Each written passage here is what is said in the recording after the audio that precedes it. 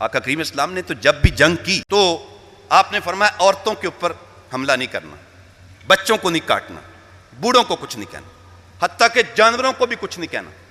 اور پھر حضور نے یہ بھی ارشاد فرمایا کہ درختوں کو بھی نہیں کاٹنا جو پھلدار درخت ہیں. یہ جنگ کے آداب سکھائے آمنہ کے لال نے. اور یہ اپنے آپ کو سپر پاور کہتا ہے، اپنے آپ کو امن بورڈ کا چیئرمین بنا رہا ہے. یہ دیکھو کیسی چال ہے.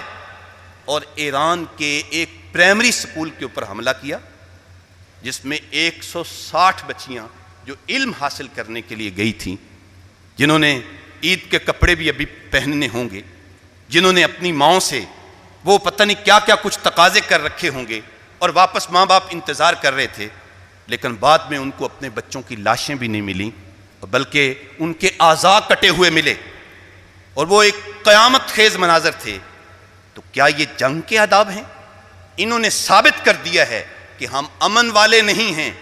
یہ صرف اور صرف ظلم کا راج ہے، یہ بدماشی ہے جو اس وقت امریکہ اور اسرائیل مل کے کر رہے ہیں. لیکن بدقسمتی مسلمانوں کی ہے کہ 1 لاکھ کے قریب ہمارے بچے، ہمارے مسلمان بھائی، ہماری بہنیں وہ فلسطین میں کٹتے رہے، لیکن ہم آپس میں لڑتے رہے.